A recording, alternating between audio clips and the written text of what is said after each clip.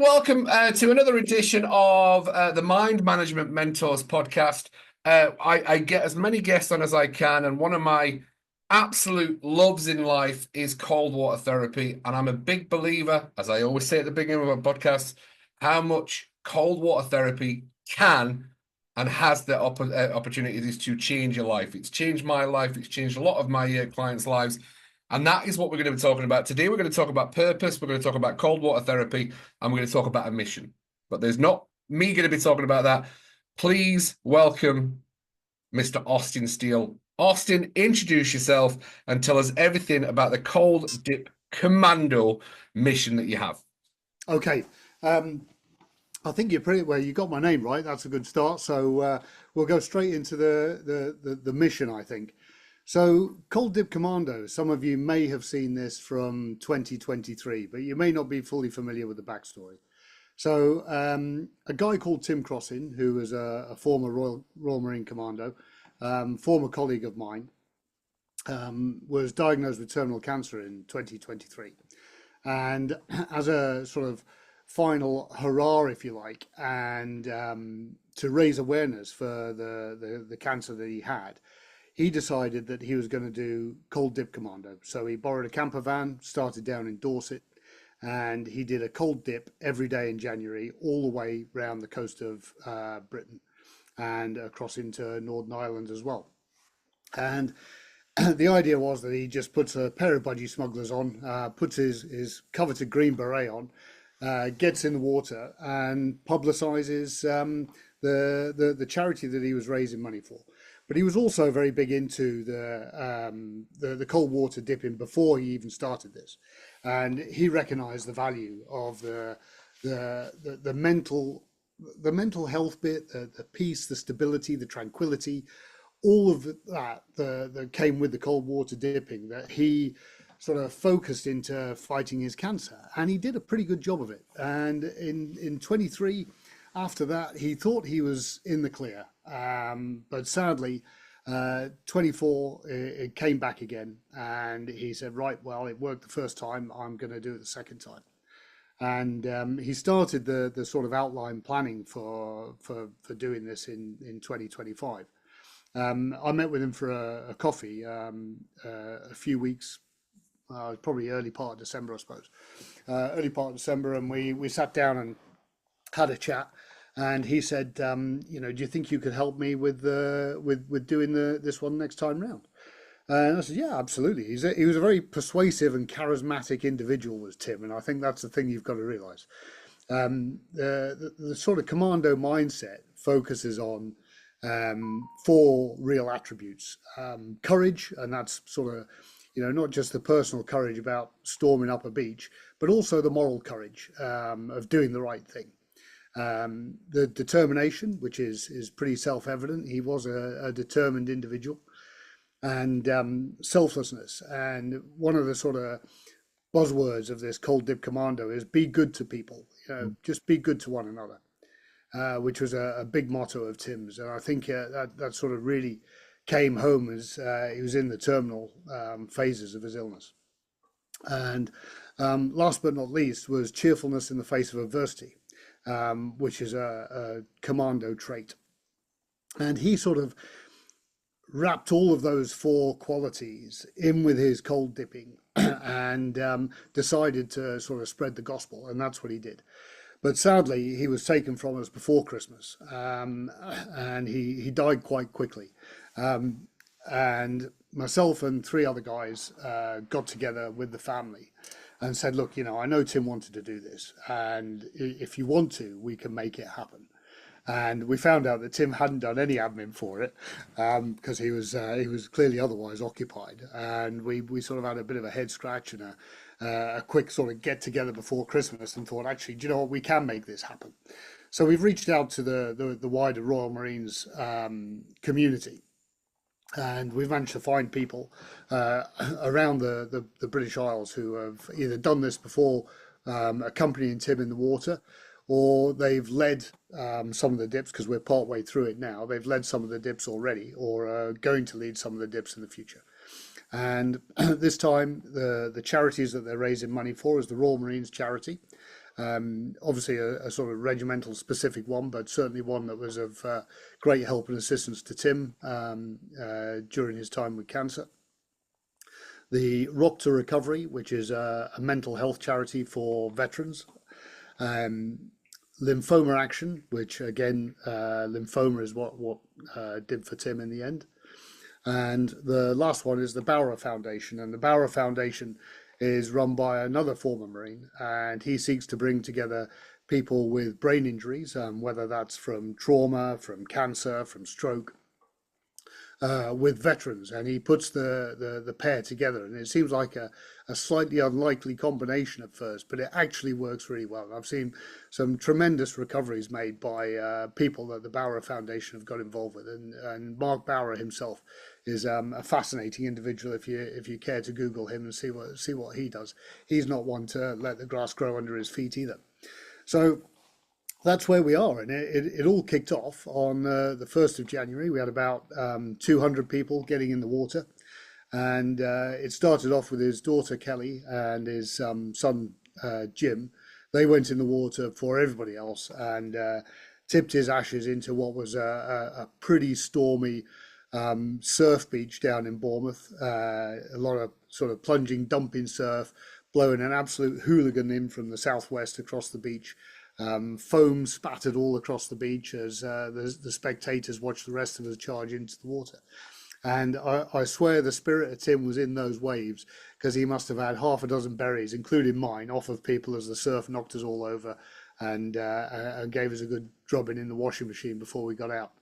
And that really set the tone for the whole thing. And it's since gone along the south coast of UK, up the north coast of Cornwall and Devon, and across into Wales, over to Northern Ireland.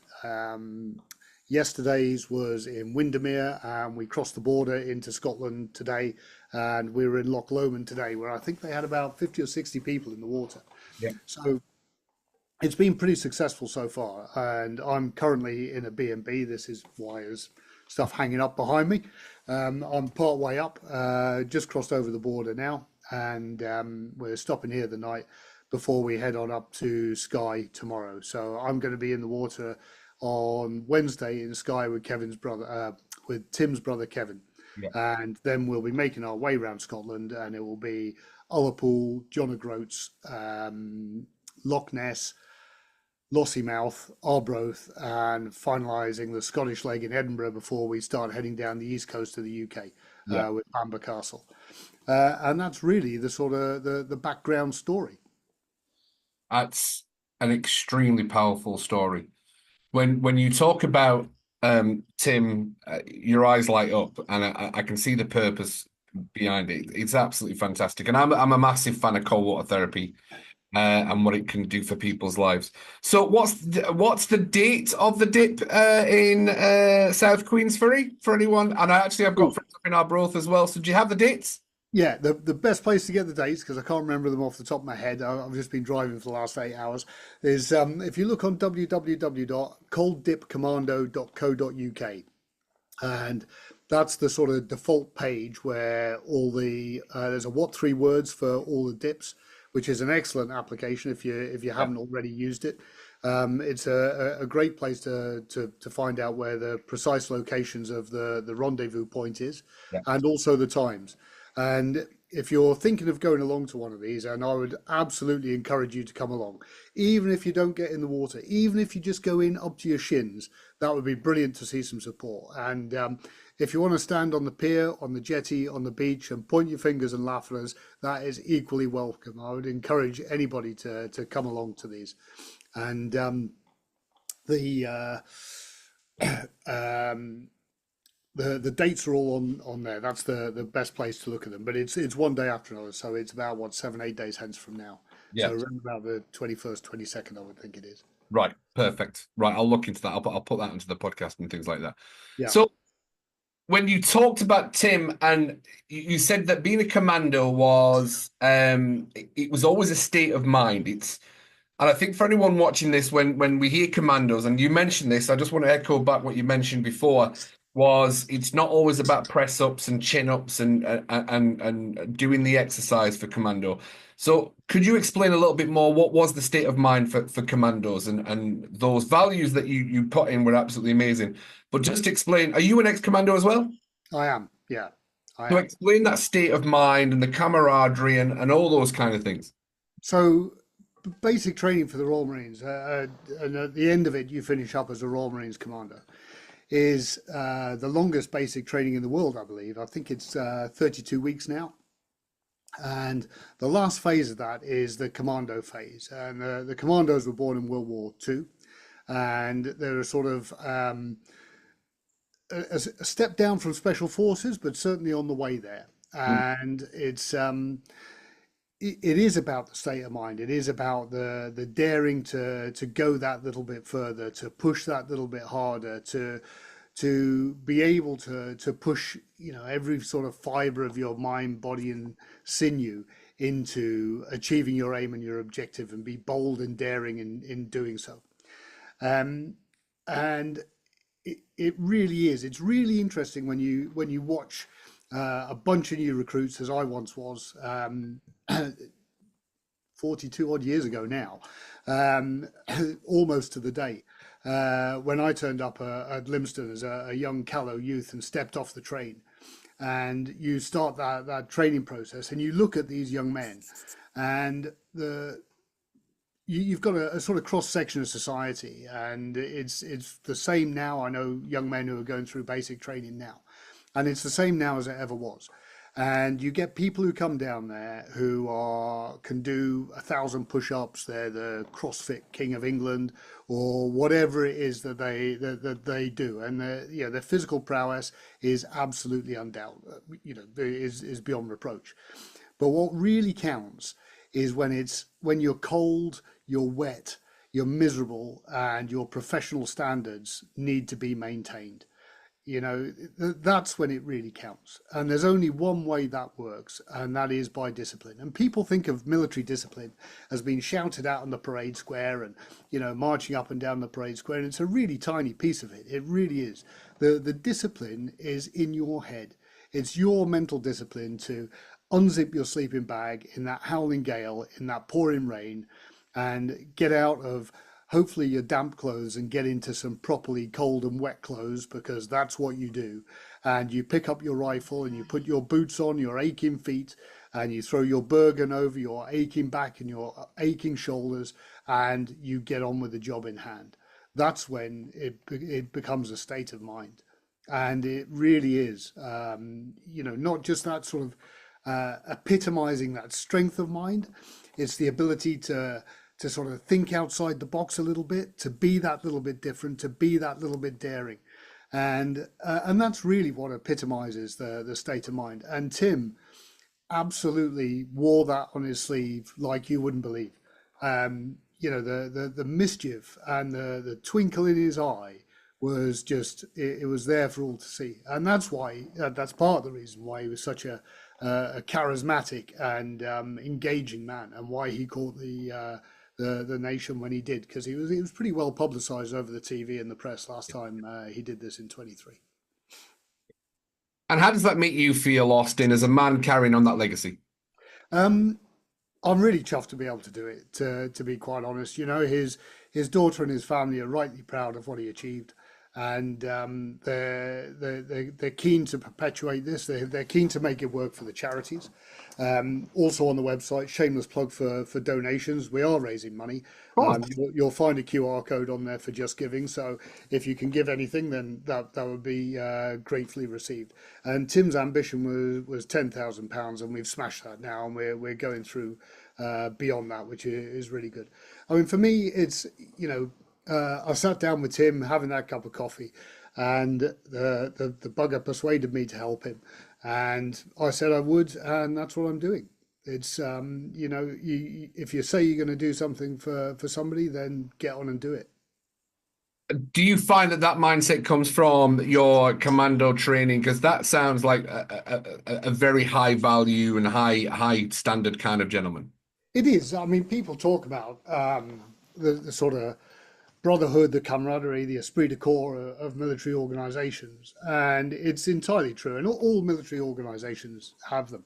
It doesn't matter whether it's the paras, whether it's another army regiment, that esprit de corps exists within it.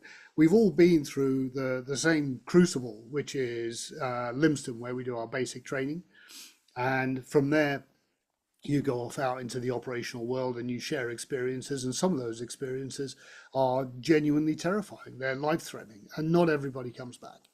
And that does have an impact on how you view the world. It has an impact on how you approach life, in truth. And when you see people taken from us early, as Tim was, it makes you want to get on and live your life. Yeah. It fills a man with purpose. It does. It does. Yeah, absolutely. I can see that. I can see that everything. So it kind of sounds like this year's is sorted for you. So as I'm sure Tim would if Tim were here, what's next? That's a good question. I've got a feeling you knew it was coming.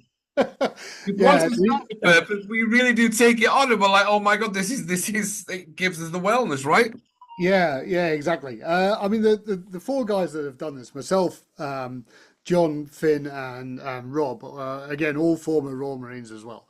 You know, I was explaining to you earlier, this has been a social media learning curve for us as we try and publicize that. When we're not really about publicity. You just get on with your job and you do what needs to be done. So this is really not our usual state of being in front of the public eye.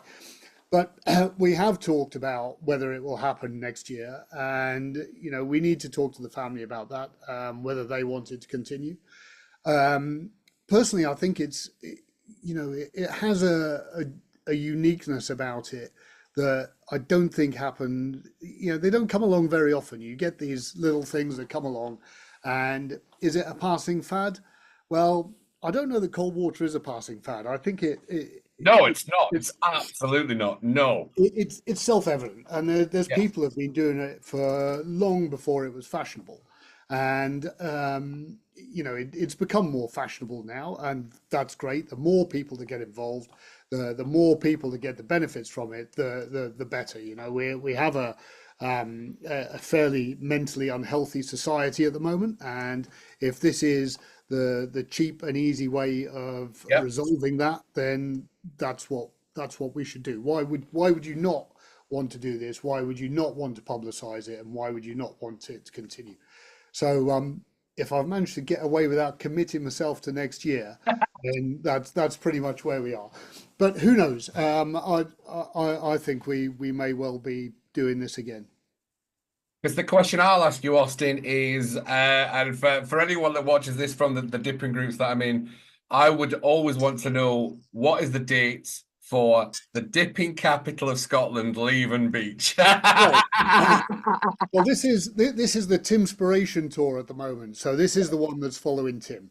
Perfect. So there's absolutely no reason why Leven Beach couldn't be included next time round. I mean, let's not rule that out. Let's not rule that out. You are always welcome to the dipping capital of Scotland, Leven Beach, or the St. Tropez of Fife, as we like to call it. The St. Tropez of Fife. We're very lucky with beautiful, stunning beaches in Leven. We really are.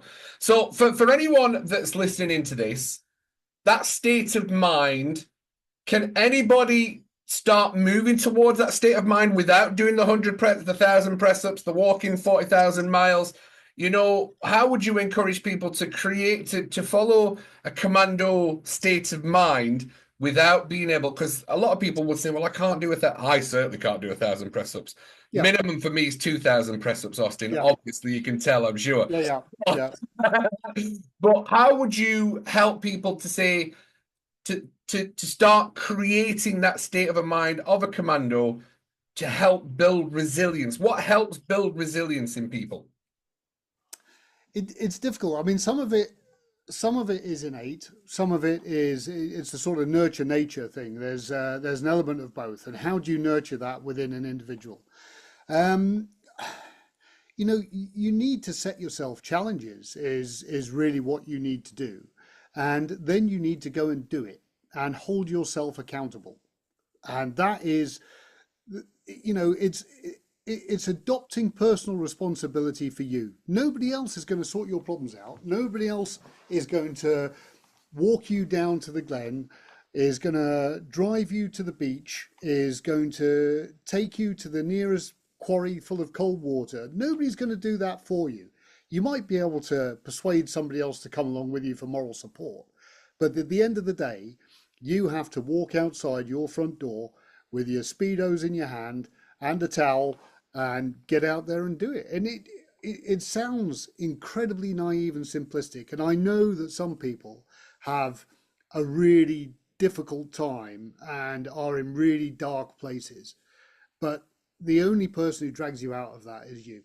And it really is that simple. And you have to charge yourself to be responsible and to be accountable to you.